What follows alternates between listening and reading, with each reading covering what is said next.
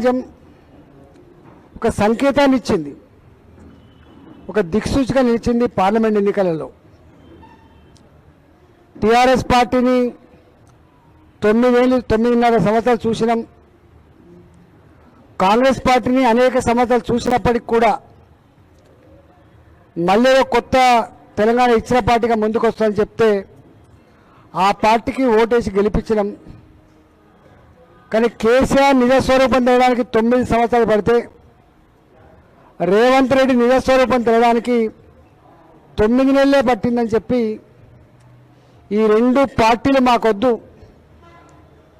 నరేంద్ర మోడీ గారు దేశ ప్రధానమంత్రిగా ఉండాలి అనేటువంటి నిర్ణయం తీసుకొని పార్లమెంట్ ఎన్నికల్లో భారతీయ జనతా పార్టీకి 35% ఓట్లేసి గెలిపించి 8 పార్లమెంట్ స్థానాలు ఇచ్చినటువంటి చరిత్ర మన కళ్ళ ముందు ఉంది. కాబట్టి ఆ తదుపరి వచ్చినటువంటి 2 టీచర్ ఎమ్మెల్సీ, ఒకటి పట్టభద్రుల ఎమ్మెల్సీకి ఎన్నికలు జరుగుతున్న సందర్భంలో ప్రజల నిర్ణయాన్ని, ప్రజల యొక్క ఆలోచనని బలపరిచే విధంగా మీ తీర్పు ఉంటుందని చెప్పి మేము భావిస్తూ ఉన్నాం. సమస్యల గురించి ప్రస్తావించాలంటే 317 జీవో తెచ్చి టీచర్లకు కంటి మీద కొనుక్కు లేకుండా చేసి, భార్యో కాడ భర్తో కాడ, ఇల్లో కాడ, స్కూలో కాడ, పుట్టిన జిల్లా ఒకటి, పనిచేసే జిల్లా ఒకటి, నరకం చూపించిండు. ఈ టీచర్ లోకానికి ఆనాడు కాంగ్రెస్ పార్టీ హామీ ఇచ్చింది, వెంటనే సరి చేస్తామని చెప్పిండు. తెచ్చిన పార్టీ నిలబడితే ఎన్నికల్లో ఇవాళ దీన్ని రద్దు చేస్తాం, సరి చేస్తామన్న కాంగ్రెస్ పార్టీ కూడా టీచర్ల దగ్గరికి పోయే ముఖం లేక చెల్లక డైరెక్ట్గా వాళ్ళ అభ్యర్థులు పెట్టలేదు. కాబట్టి ఇవాళ టీచర్లు కానీ లెక్చరర్లు కానీ మీ సమస్యలు ఏవైతున్నాయో 317 జీవో కావచ్చు, సిపిఎస్సి పెన్షన్ విధానం కావచ్చు, రిటైర్ అవుతున్న ఉద్యోగులకి బెనిఫిట్స్ కావచ్చు, 3 డిఏల జాగాలో 5 డిఏల పెండింగ్ కావచ్చు, మీకు ఇస్తాన్న హెల్త్ కార్డులు కావచ్చు, ఏవి కూడా 10,000 స్కూళ్ళల్లో హెచ్ఎం పోస్టులు ఇస్తానన్న హామీ కావచ్చు, ఏ ఒక్కడు కూడా ఇవ్వకుండా ఇవాళ టీచర్ని మరోసారి మోసం చేసినటువంటి కాంగ్రెస్ పార్టీకి ఇవాళ డైరెక్ట్గా వాళ్ళ పార్టీ సపోర్ట్ చేయకపోయినప్పటికి కూడా ఎవరిని గెలిపించినా కూడా మేము కాంగ్రెస్కే పోతామని చెప్పి వాళ్ళు మాట్లాడుతూ ఉన్నారు. కాబట్టి టీచర్ల సమస్యల మీద కొట్లాడగలగాలంటే ఇప్పటిదాకా కొట్లాడుతున్న పార్టీ భారతీయ జనతా పార్టీ మాత్రమే. కాబట్టి రేపు కూడా మీ సమస్యల పరిష్కారం కోసం కొట్లాడే బాధ్యత తీయాలని చెప్పి మేము కోరుతా ఉన్నాం. కేజీబీవీ స్కూళ్ళల్లో ఉన్న టీచర్లు ఎన్నిసార్లు టెంట్ వేసి వాళ్ళ సమస్యల మీద కొట్లాడినా మేము పోయినాం, మేము మద్దతు ఇచ్చినాం. మోడల్ స్కూళ్ళల్లో టీచర్ల సమస్యల మీద మేము పోయినాం, 317 జీవో మీద మేము పోయినాం.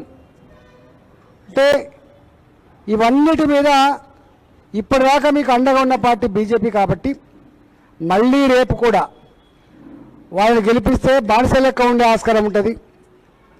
అధికార పార్టీలో ఉండి మళ్ళీ మన కళ్ళల్లో మట్టి కొడుతున్నటువంటి నిర్ణయాలు సపోర్ట్ చేసే ఆస్కారం ఉంటుంది. కాబట్టి టీచర్లారా, ఇవాళ ప్రైవేటు కాలేజీల స్కూళ్ళ యజమానులారా, 4 ఏళ్లుగా మీ బకాయిలు చెల్లించలేక ఇవాళ జీతాలు కూడా ఇవ్వలేని పరిస్థితులలో యాజమాన్యాలు కాలేజీలు మూసేసుకొని అప్రపాలవుతున్న ఈ సందర్భంలో ఈ సమస్యల పరిష్కారం కావాలంటే బీజేపీ టీచర్ ఎమ్మెల్సీ అభ్యర్థులు గెలిపించమని చెప్పి మేము కోరుతా ఉన్నాం.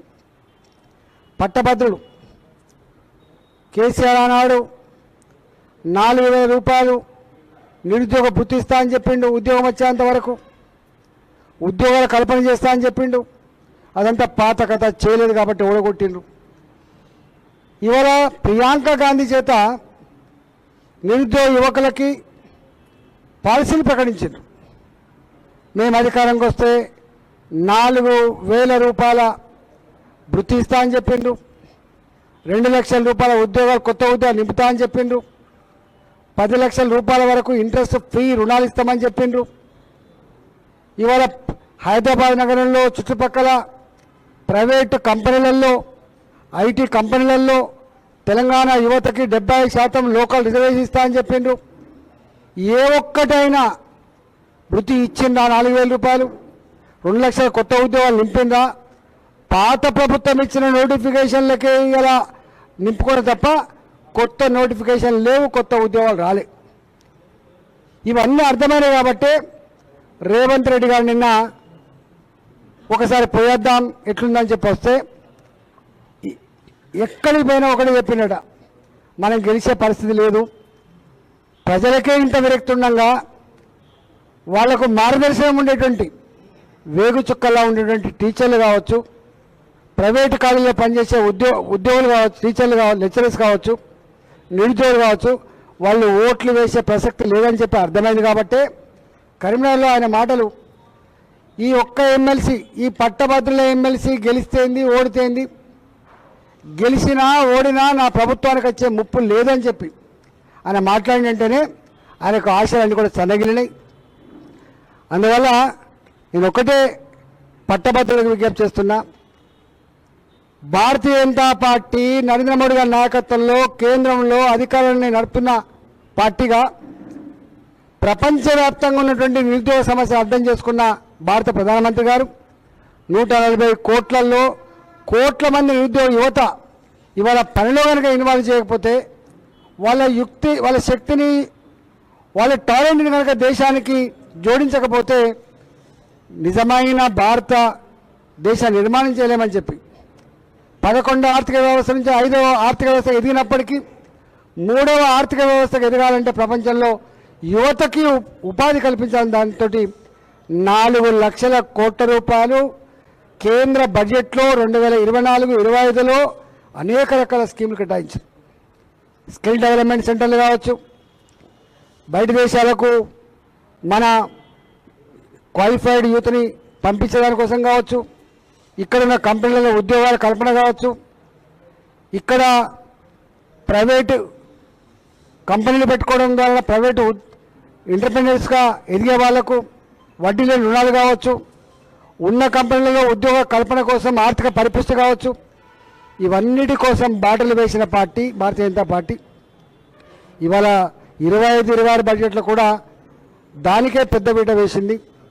ఇవాళ నేను ఒక్కటే విజ్ఞప్తి చేస్తున్నా, అధికారంలో ఉంటే భారతీయ జనతా పార్టీ మోడీ గారి నాయకత్వంలో ఎట్లా సపోర్ట్ చేస్తుందో, ఎట్లా అన్వేషిస్తూ ఉందో, ఎట్లా మన గురించి తప్పులు పడుతుందో చూస్తున్నాం. కాబట్టి రేపు ఇక్కడ కూడా రేపు ఈ ఎన్నికల తర్వాత మళ్ళీ ఎప్పుడు ఎన్నికలు వచ్చినా ప్రజలందరూ కూడా భారతీయ జనతా పార్టీ గెలిపించాలని చూస్తూ ఉన్నారు. రేపు అసెంబ్లీకి జరిగే ఎన్నికలు ఈ ప్రభుత్వం ఎప్పుడు పతనమైనా కూడా వచ్చే ఎన్నికల్లో భారతీయ జనతా పార్టీనే గెలిపించుకోవాలి. ఇవాళ భారతీయ జనతా పార్టీ రాష్ట్రంలో అధికారం ఎక్కడ ఉన్నాయో అక్కడ గొప్ప అభివృద్ధి జరుగుతూ ఉంది. కాబట్టి మోడీ గారి అండదండలతో కేంద్ర ప్రభుత్వ ఆర్థిక పరిపుష్టితో ఇవాళ గొప్పగా అభివృద్ధి చెందుతూ ఉన్నారు. కాబట్టి తెలంగాణ కూడా రేపటి కాలంలో గొప్పగా అభివృద్ధి చెందాలంటే భారతీయ జనతా పార్టీ మాత్రమే చేయగలదని చెప్పి నమ్ముతూ ఉన్నారు. కాబట్టి నేను ఒకటే, ఇవాళ బీఆర్ఎస్ పార్టీ దాని కథ ముగిసిన కథ, వాళ్ళ గురించి మనకు సంపూర్ణ అవగాహన ఉన్నది. కాంగ్రెస్ పార్టీ ఎంత విఫలమైందో, వాళ్ళకు విఫలం కావడం 9 నెలలు పడితే వీళ్ళు విఫలం కావడం 9 నెలలు పట్టింది. కాబట్టి దయచేసి మీరు ఆచితూచి ఎక్కడికక్కడ కూడబలుకొని ప్రలోభాలని, సోషల్ మీడియా తప్పుడు ప్రచారాలని, ఇవాళ డబ్బు ప్రవాహాన్ని అడ్డుకొని ధర్మాన్ని, న్యాయాన్ని, రేపటి మీ సమస్యల పరిష్కారం కోసం అండగా ఉండేటువంటి భారతీయ జనతా పార్టీని గెలిపించాలని చెప్పి నేను చేతులు జోడించి వినమ్రంగా నేను విజ్ఞప్తి చేస్తా ఉన్నా. మరొకసారి ఇలా కరీంనగర్ పట్టభద్రుల స్థానానికి అంజిరెడ్డి గారు, కరీంనగర్ టీచర్ ఎమ్మెల్సీ అభ్యర్థిగా మల్క కొమరయ్య గారు, ఇవాళ వరంగల్ టీచర్ ఎమ్మెల్సీ అభ్యర్థిగా పులి సారథిని గెలిపించాలని చెప్పి కోరుతా ఉన్నాం. వాళ్లకు రేపు ఇప్పటికే పార్లమెంట్లో ఎంపీలుగా మేము, అసెంబ్లీలో ఎమ్మెల్యేలుగా, రేపు శాసన మండలిలో కూడా మీ పక్షాన కొట్టడానికి గలమెత్తే అధికారాన్ని ఇవ్వాలని చెప్పి నేను వినమ్రంగా విజ్ఞప్తి చేస్తున్నా. Thank you.